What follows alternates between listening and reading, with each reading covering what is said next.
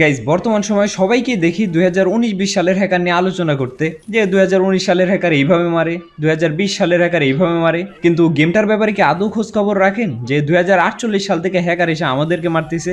মানে 2048 সালের হ্যাকার এতটা ভয়ঙ্কর যেটা আপনারা কল্পনা করতে পারবেন না। আচ্ছা, 2019-20 সালের হ্যাকারকে সর্বোচ্চ কি করতে দেখছেন? যে স্পিড ইউজ করে মারে, টেলিপোর্ট ইউজ করে মারে, কিংবা আকাশে উড়ে উড়ে মারে।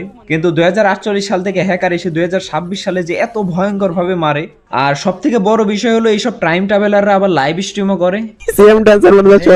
আচ্ছা, কি এমন হ্যাকার যে আমি এত ভয়ঙ্কর ভাবে বলতেছি? এদেরকে দেখানোর আগে বলি, যারা বিনা কারণে বসে আছেন চাইলে টুর্নামেন্ট খেলতে পারেন। যে কোনো ব্রাউজারে গিয়ে সার্চ করবেন CMFF ক্লাব, ওইখান থেকে অ্যাপসটা নামিয়ে শুরু করতে পারেন আপনার টুর্নামেন্ট জার্নি।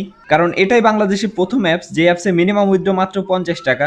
এছাড়াও বিভিন্ন ধরনের মোড আছে, যেমন সোলো ডুও মোডের জন্য পার কিলে পেয়ে যাচ্ছেন 10 টাকা। এছাড়াও টপ 5 পর্যন্ত থাকতে পারলে তার জন্য পেয়ে যাবেন এক্সট্রা প্রাইস। তো এবার না হয় দেখায় ওই ভয়ঙ্কর হ্যাকার কিভাবে মারে। তো নর্মালি পিকে নামার পর সরল মনে লুট করতেছিলাম, কিন্তু হঠাৎ করে একটা ধাক্কা খেয়ে আমি আকাশে উঠতে শুরু করি। কি ব্যাপার, কি হইতেছে কিছুই বুঝতেছিলাম না। আচ্ছা, এখনই শেষ নয়, এরপরে আরো কি কি হয় দেখেন।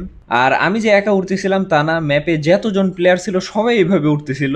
তো উঠতে উঠতে প্রথমবারের মতো জোনের বাহিরে গিয়ে আমি এলিমিনেট হয়ে যাই। যেহেতু গেমে নতুন সিস্টেম আসছে যে মরা পরে একবার 1 ভার্সেস 1 করতে দেয়, তাও ম্যাপের উপরে। তাই ভাবলাম আমি যেহেতু ম্যাপের বাইরে থাকবো, নিশ্চয়ই আমি আর উড়বো না।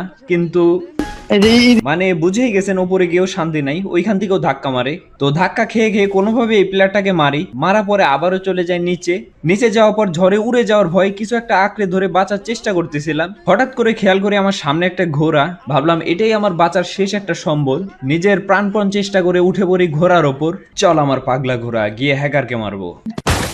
ওকে আবার পড়ছে, নাম দেখছেন নি? কাজ কাম দেখে কেউ হাসাহাসি করবেন না, আমার জাহাজ আর আমি ম্যাপে হেসে নিয়েছি। তো এরকম ভাবে ঘুরতেছি কারণ এখানে কোনো কিছু কন্ট্রোল হইতেছে না, না ঘোড়া থেকে নামতে পারতেছি, না ঘোড়া কন্ট্রোল করতে পারতেছি।